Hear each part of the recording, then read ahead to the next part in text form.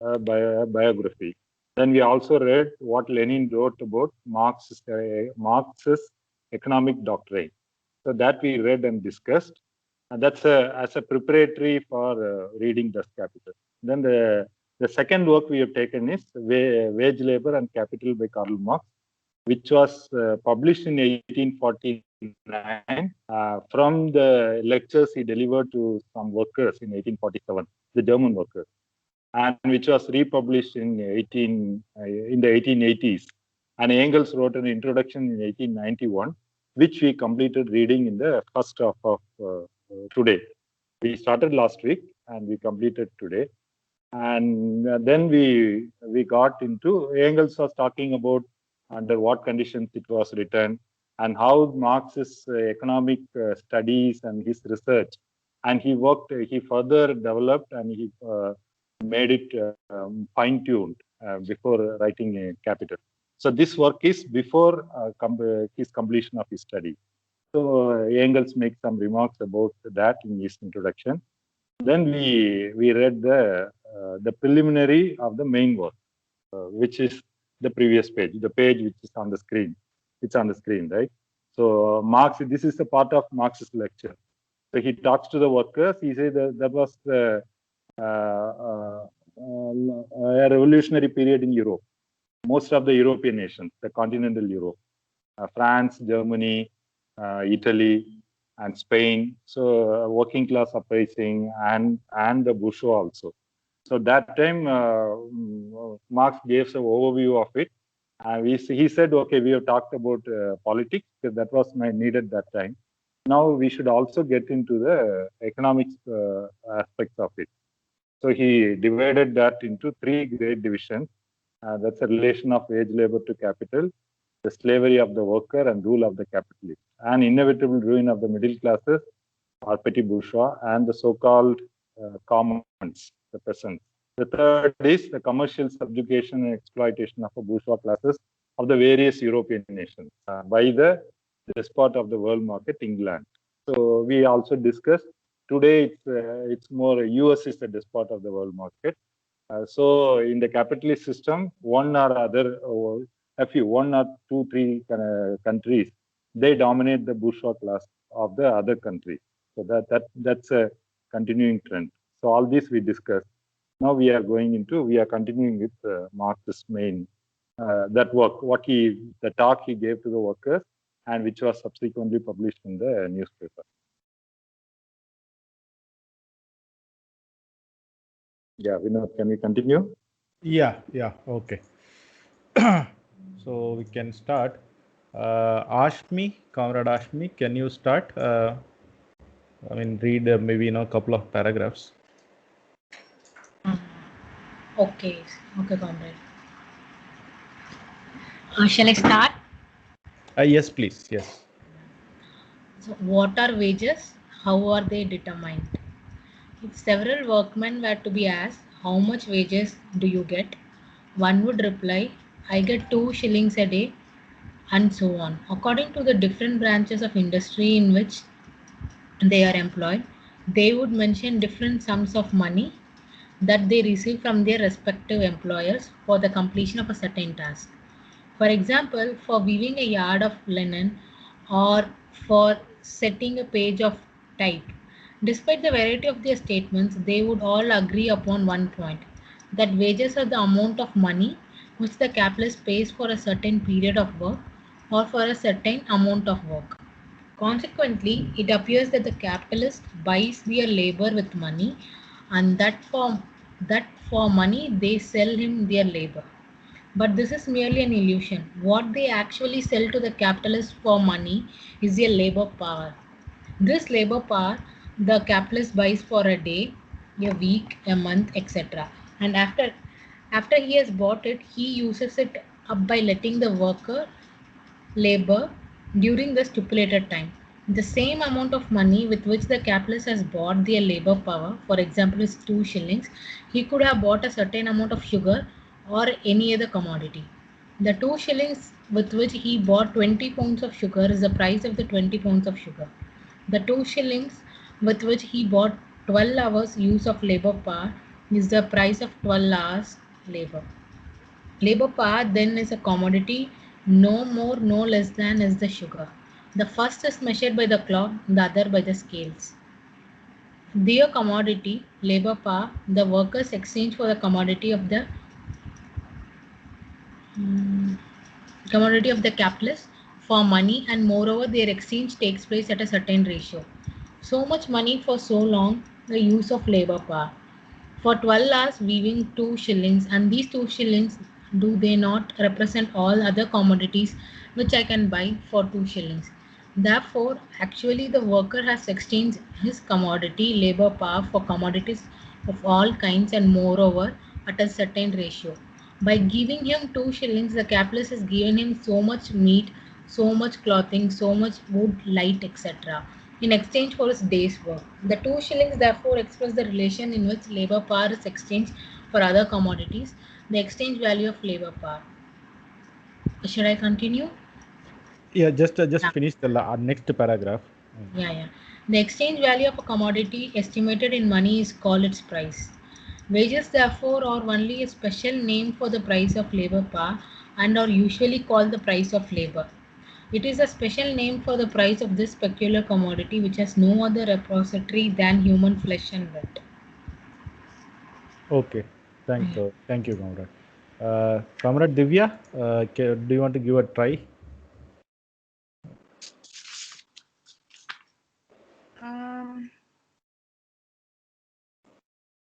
Basically, I think what we spoke about in the previous, in the intro at least, touching upon how labor power is extracted, meaning that is what is being commodified and sold.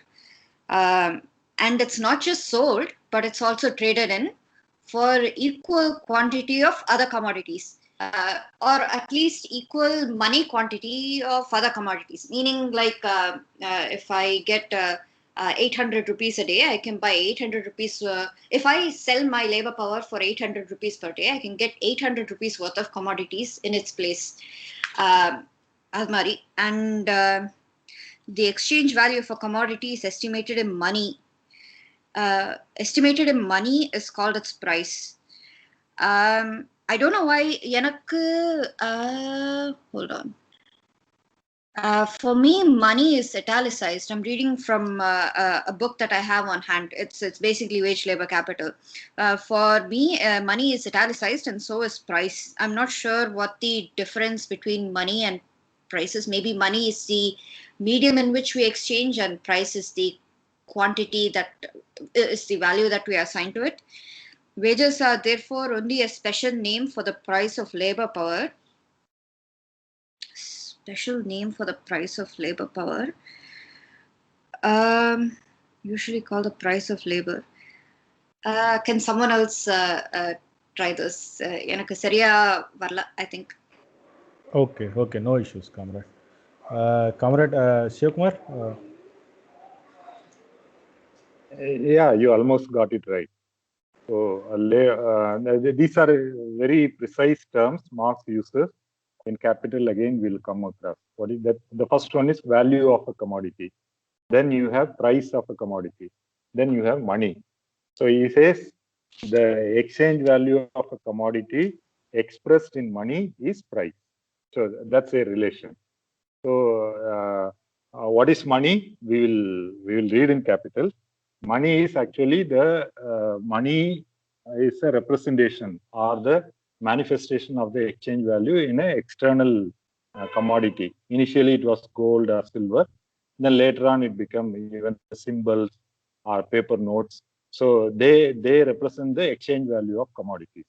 We'll go into the Marx complete theory of money in capital. Probably in the first 3 chapters, we'll see the basic theory. Then in the 3rd volume, he adds the banking and the financial markets, all those things also come in. So here, what we are talking about, the value of labor power is, as you rightly said, if 800 rupees is if you are selling your labor power for 800 rupees to the capitalist, we can buy with 800 rupees food or a day. So 800 rupees we can buy the other commodities which is necessary for the subsistence of the worker. And now we say that, so Marx is saying labor power is just like what he's saying, it's like sugar. You go to the shop and buy a kg of sugar for, let's say, 50 rupees. So how we are buying? We are paying the value of sugar, assuming it's sold at value. The price is equal to value. So we are paying the value of sugar and getting the sugar. Similarly, capitalist is paying the price of labor power and buying the labor power. So he said the price of labor power is called in day-to-day in our language, we call it wages or salary. So he's just clarifying the terminology. Okay. Okay. So what else is there? So I should explain the complete whatever. So Marx is talking about what is wages. The title, what are wages, how they are determined. So if you ask workers, they will say I get 1,000 rupees a day or 800 rupees a day. Someone will say I get 50,000 rupees a month. Someone says 5 lakh rupees CTC, annual compensation.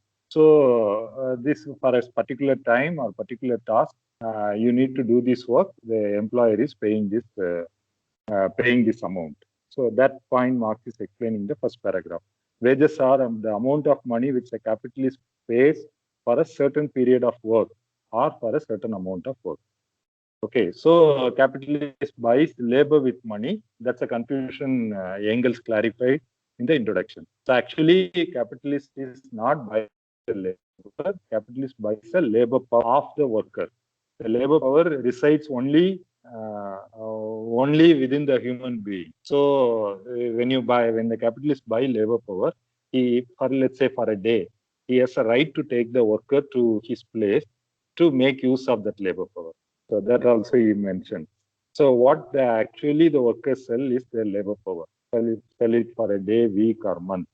So that during that period, the capitalist can make the worker labor, that is work for himself, for the capitalist, and the labor power was paid with 2 shillings. That is the cost of labor power, or price of labor power, which is wages. He says it's nothing different from buying sugar. That also we saw.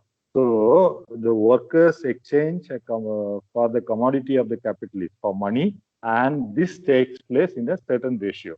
So for 12 hours use of labor power, I'm getting 2 shillings. The other capitalist is 2 shillings. That represent all of the commodities that we have seen. So finally, again, the terminology which I already explained, the exchange value of labor power is the price of labor power. Wages are only a special name for the price of labor power. So what is price? The exchange value of a commodity estimated in money is called its price. So when you say money, you can pay in our day-to-day usage, rupee is a name of money. Indian rupee is a money. Or we'll have rupee in our packet, or we'll have in our bank account. But when you go and buy a commodity, let's say someone goes to buy a TV set, and there'll be a price tag which will say 50,000 rupees. So the rupee is money, and the tag is the price. That way we can understand the difference between price, the relation between the exchange value, money, and price. Okay, so so till here we read, right? So finally he says labor power is a special name for the price of this peculiar commodity. So no other, so this is a commodity like everything else, but it's not, it has its peculiar character also. So other commodities are inanimate objects. You can take it when you buy a TV, you can take a physical possession of it, and it's mine. It's my TV. I can take it home and I can do whatever I like with that. But labor power is a peculiar commodity. It resides in another human being. So he brings it with the person in their own person to make use of it. So the capitalist has to bring the worker, who is a repository of labor power, and put the worker into work. There, the labor takes place. and value is created. Okay. Yeah. Okay. Thanks, comrade. Anybody has any questions on this? Okay. If not, we'll move forward. Okay. Comrade Shruti, can you read the next two paragraphs? Yes, Comrade. Yeah. Let us take any worker, there only, right? Not before that. Yes, correct. Yes. Let us take any worker, for example, a weaver. The capitalist supplies him with the loom and yarn. The weaver applies himself to work, and the yarn is turned into cloth.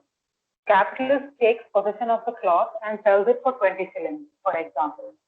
Now are the wages of the weaver a share of the cloth, of the 20 shillings, of the product of the work? By no means. Long before the cloth is sold, perhaps long before it is fully woven, the weaver has received his wages. The capitalist then does not pay his wages out of the money which he will obtain from the cloth, but out of the money already on hand.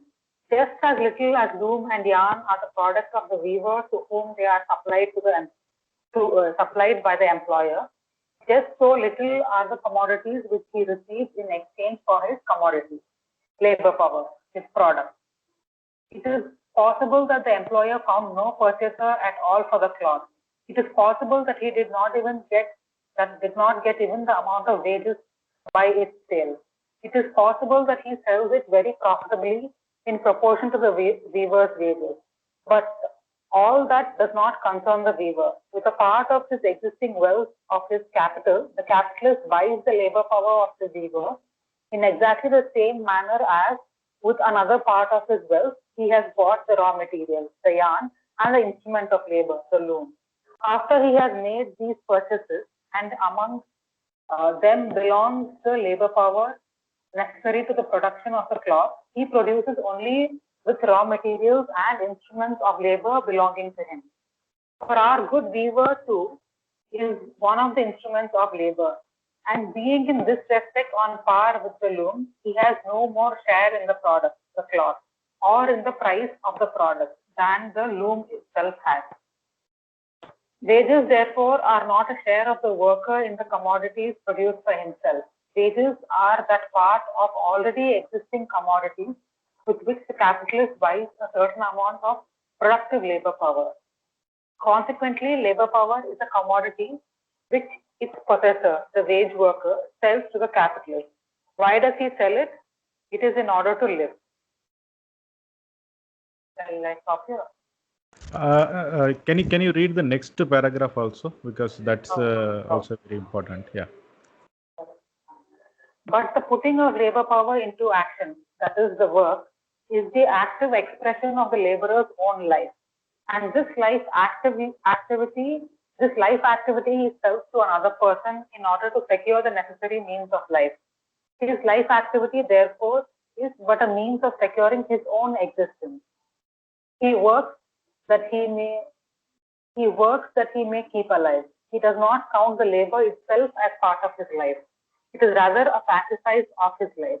It is a commodity that he has to auction, that he has auctioned off to another. The product of his activity, therefore, is not the aim of his activity. What he produces for himself is not the silk that he weaves, not the gold that he draws up the mining shaft, not the palace that he builds. What he produces for himself is wages. And the silk, the gold, and the palace are resolved for him into a certain quantity of necessaries of life, perhaps into a cotton jacket, into copper coins, and into a basement dwelling.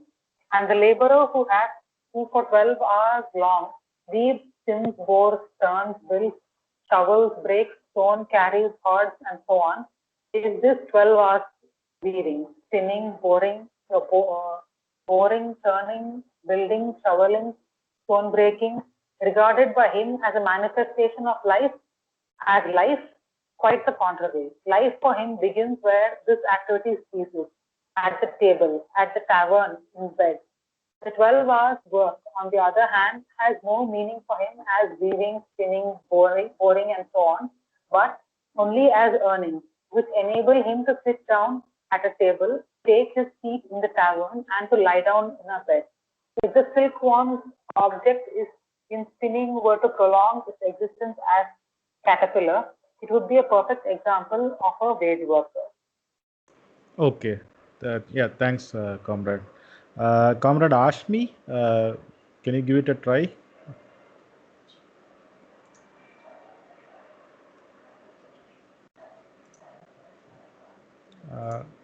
Comrade Ashmi?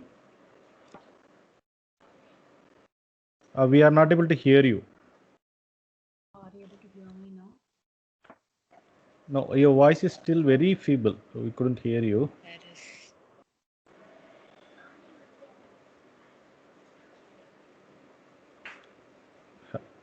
Hello?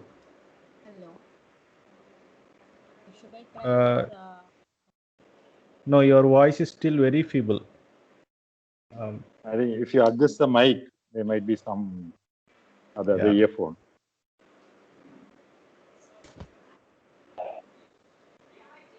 Okay, maybe she's having some problem, I think, with the mic.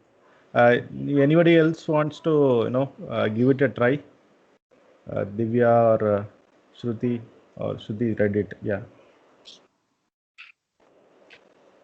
Basically, in the first paragraph that was read, the one point that I noted was the capitalist then does not pay his wages out of the money which he obtains from the cloth, but out of the money already had on hand, which means he already has the necessary money required to purchase materials and labor, and it doesn't come out of what he's actually selling. So he already has capital at hand to fund his ventures. அப்படின்னு சொல்லலாம்.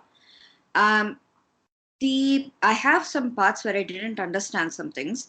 It is possible that he sells it very profitably in proportion.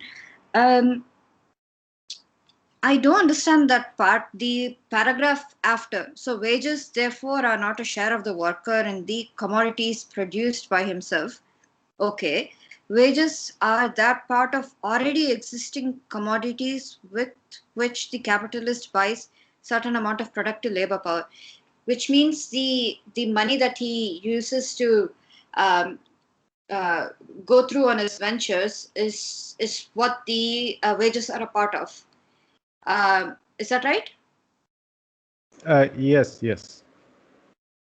So the paragraph after says that labor power is a commodity with which its possessor, the wage worker, sells to the capitalist.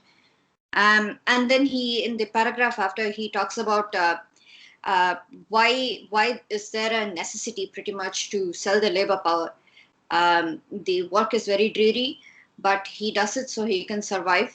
And it directly kind of translates into what we have read, which is that labor power is what he sells. So it's a part of his own subsistence that he's getting back in the form of wages by selling his labor power.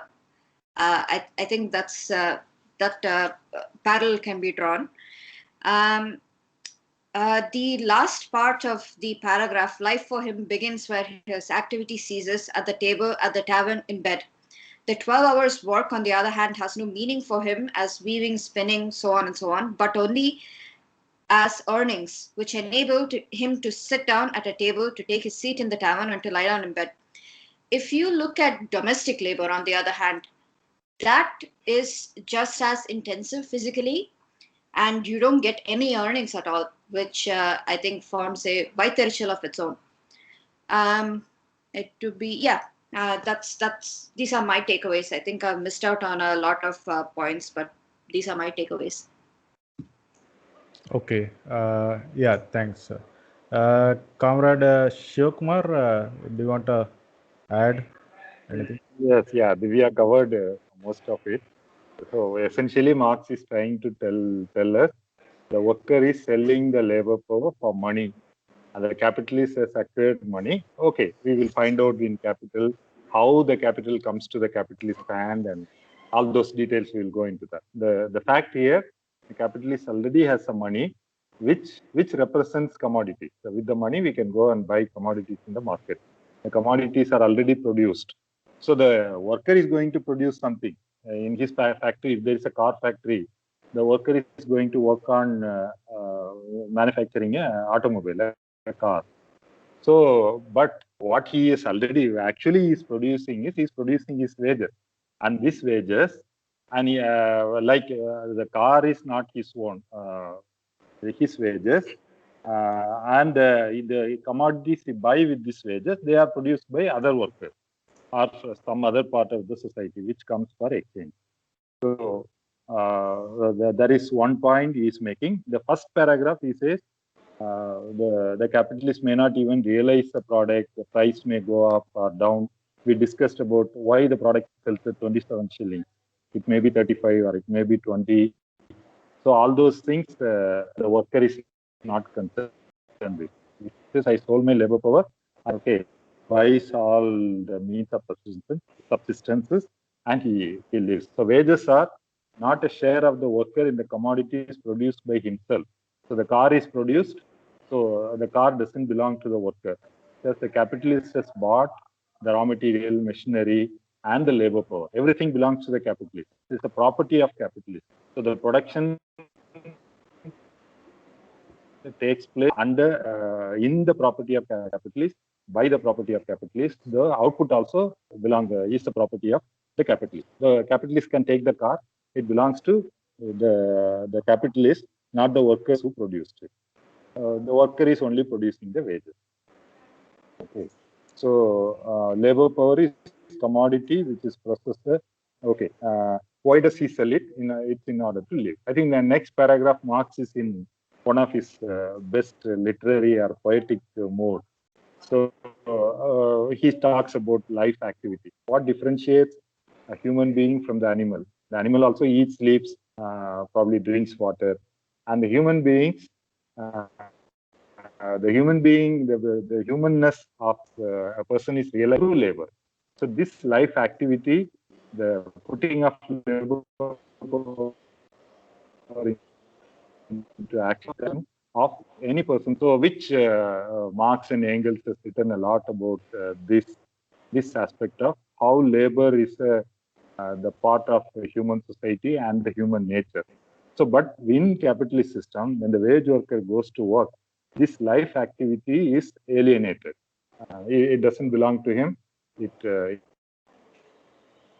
is under the control of someone else, as a property of someone else, and output is output also belongs to someone else. So he works. So this labor, it does not count the labor as part of his life. So what he is looking forward. Let me finish this work. You can see, if anyone who's in a factory, most of the workers, I would say 95% of workers and the supervisors, they will come. You need to come to work to earn money, to manage a family, and to take care of the expenses. But you just want to escape from the work at 5 o'clock or 6 o'clock and go back home and eat and drink and enjoy your life.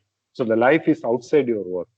So really, when you look at the first sentence, the labor is an active expression of laborer's own life, but laborer doesn't realize that. So the laborer who for 12 hours long weaves, spins, bows, turns, builds, shovels, breaks stone, carries holes on, carries hearts, and so on, is this. It's not his manifestation of his life. He doesn't regard it's not regarded by him as a manifestation of life. He says life begins only when this life-giving activity ceases. So outside, when he goes out, the animal activity only, the wage laborer sees the life. So what makes human human is alienated, and only the animal life is left for the worker to look forward. I think it is written by some other workers also, some other writers after Marxist, how the labor is alienated in the capitalist society. Okay. Okay, thanks, comrade. Comrade Shivkumar, I would like to add one of my best experiences, I would say, here. In 2008, so there was a recession that was going on, and I work in the IT sector. So there was a huge amount of layoff going on around me in different companies, and the work pressure, or the productivity at that time, in that sector particularly, I have seen is, there was enormous. People were working, 13 hours, 14 hours, 16 hours a day. Even I was working like that. So I got into some kind of frustration, and until that point of time, I never knew Marx nor any works of him. Okay, so one day I came. There was so much confusion in my mind as to something is, badly wrong with this system, and I had to investigate the system. That's all I had in my mind, and fortunately, this is the work, this is the first work actually I read,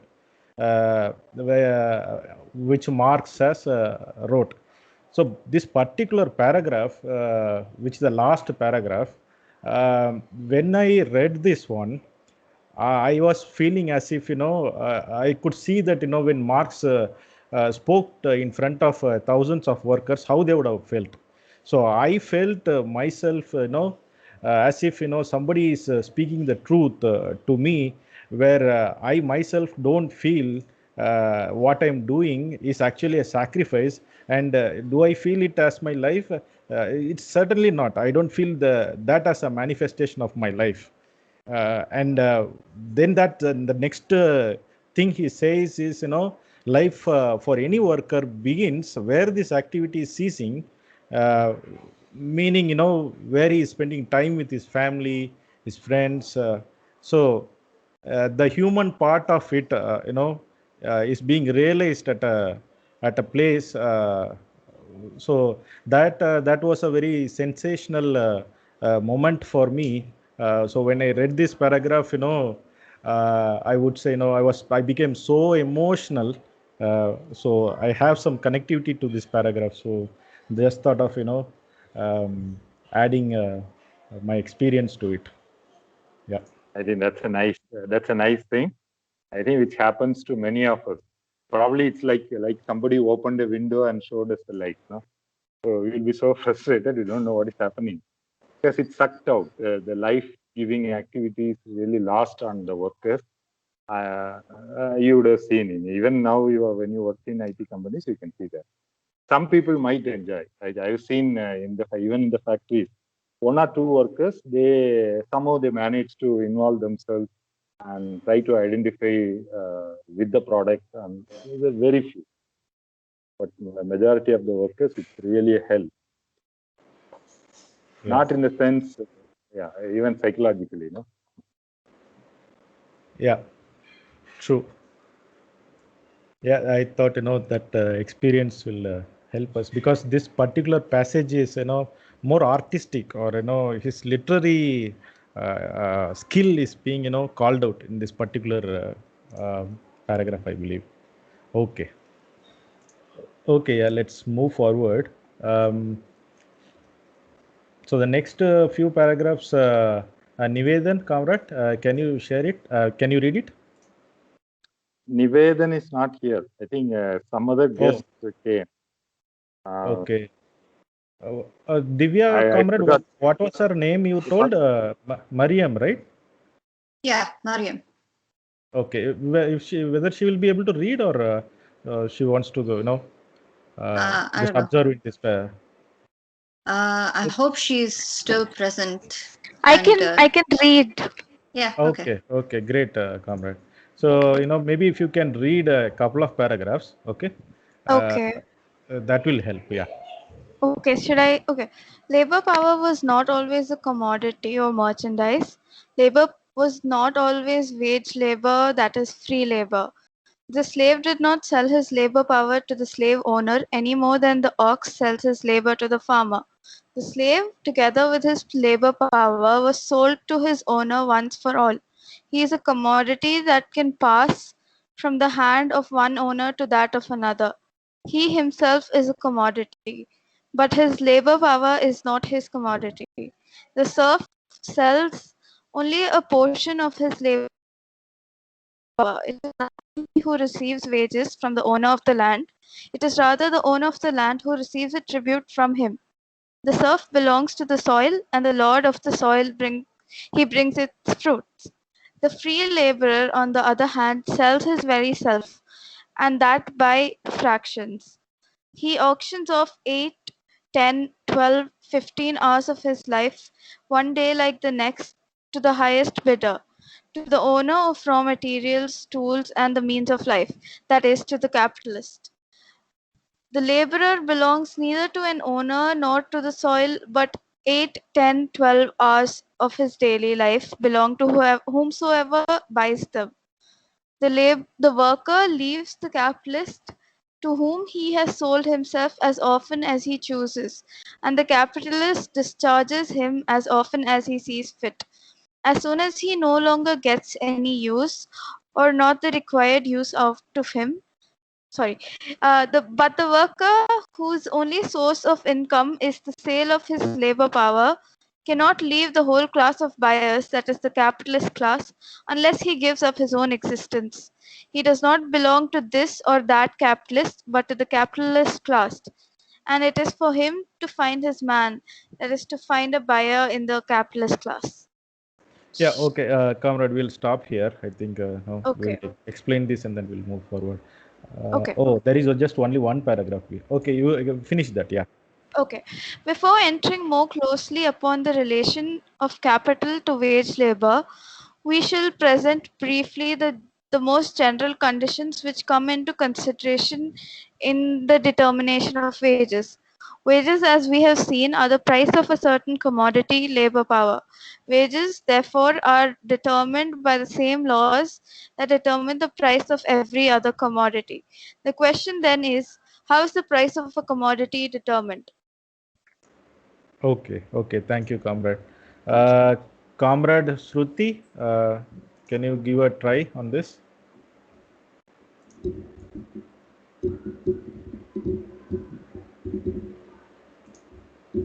Yes, comrade. Okay. Yes, comrade. So, labor power was not always a commodity, and labor was not always wage labor. I am reading this out because I still don't understand the difference between labor power and labor. But I think what historically it was not always this. We were not always selling labor power to a class that bought labor power whenever needed. That is, a slave belongs to the slave owner. The entire labor power of a slave belongs to a slave owner, along with the labor power that the slave gives. The slave itself was a property of the slave owner. And another example is the serf. The serf did not belong to the owner, did not belong to any person, but belonged to the land. And the land belongs to the owner. So whatever fruits of that soil, that was, I think, shared between the serf and the lord of the soil. So historically, that means that this class of labor that sold its labor power, whenever needed for another class, does not always exist. It's happening at a particular time. So the worker leaves. The free laborer is a class which the capitalist can buy whenever needed. Capitalists do not have any kind of onus on whether the person gets job a particular day, gets wages a particular day, the person gets to eat or has means of subsistence. That does not belong to the capitalist class. But when the capitalist class requires the worker, the free proletariat has to be there.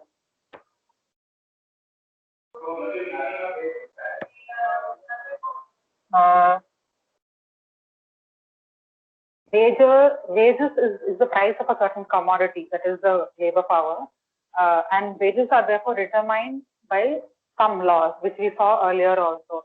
how value is generated and how labor itself is what generates value.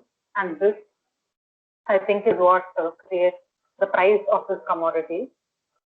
Then the question is, how is this price of commodity determined? I think is going there now. Okay. Thanks, comrade. Comrade Shivkumar or Rajan, comrade, do you want to add anything? No, I think it's okay, but okay, he's touching the history a little bit, but later on, okay, in Das Kapital, there is a separate chapter. Because capitalism came in one particular time in the long history of humanity, and it's not perpetual. At some point of time, it will also go off. So what given rise to capitalism, and why capitalism will come to an end? These are all things which are dealt in briefly in one chapter. So when we go there, and we will be discussing much more than what is being explained here. But only thing what we have to keep in mind is, okay, there are different stages in the march of humanity. But before capitalism, there are other ways and means by which production is going on. So some of the things are explained by Marx in this passage. So that is what we have to take from this, and we will wait for the Das Kapital. That is also in chapter 8. The last chapter in the first volume only is dealing with the pre-capitalist society a little bit. So it is one stage. This is what we have to keep in mind. Nothing more. Okay. I think there is a specific point of distinction that has to be made. So when he starts off the paragraph with labor power was not always a commodity, which means it wasn't even the workers to sell. So when he describes tributes being paid, it was definitely feudalism, right? So the person itself was owned by the landlord or the whoever you call them, and which means the work that they do, they couldn't even sell because it wasn't theirs to begin with. In capitalism, they sell their labor power and then it's not theirs anymore. But serfs didn't have that choice. Serfs or slaves didn't have that choice to even sell it. They were themselves bought and sold. So I think therein comes the distinction. So when the serfs were always, their labor was always not theirs. Now under capitalism, the laborer belongs neither to an owner nor to the soil, but 8, 10, 12, 15 hours of his daily life belongs to whomsoever buys them, which means now instead of all day long, it's about 12 hours. Yeah, so he doesn't have one person to answer to. He has a whole class of buyers to sort of sell his existence to. I think that's an important point of distinction between the previous and current mode of production. Right. Yeah, correct. That's well put. Perfect. So Okay. when you say production, there is a labor process. So what was the nature of that labor in the previous system? And here the worker is free to sell the labor power, but he has to attach himself to some capitalist. He can't just free himself from the whole capitalist class. So find a buyer in this capitalist class. Otherwise, he can't live his existence. He gives up his own existence. So, yeah, and it's like very interesting to kind of like see this as a choice when, like, even in the previous page we were like, why does he sell it? Because he needs to live. So it's not really a choice. Yeah. That's why they are called wage slaves, or we are called wage slaves. Yeah. Yeah, so somewhere Marx makes the statement that slave is sold once for all, but wage labor is sold piece by piece, like for every hour. Yeah.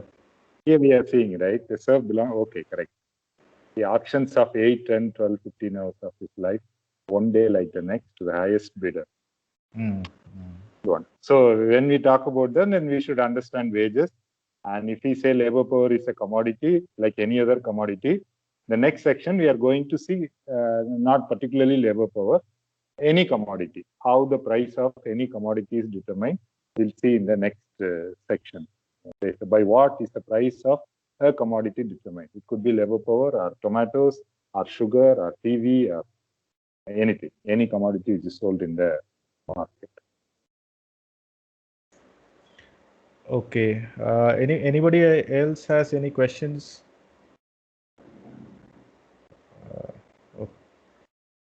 Okay, the time is now, we are past 9. So, Yeah. there is no questions, we can close today's session. Yeah. Okay, good night. Yeah. Okay, thank you. Yeah, thank you. Good night. Good night. Night. Thanks.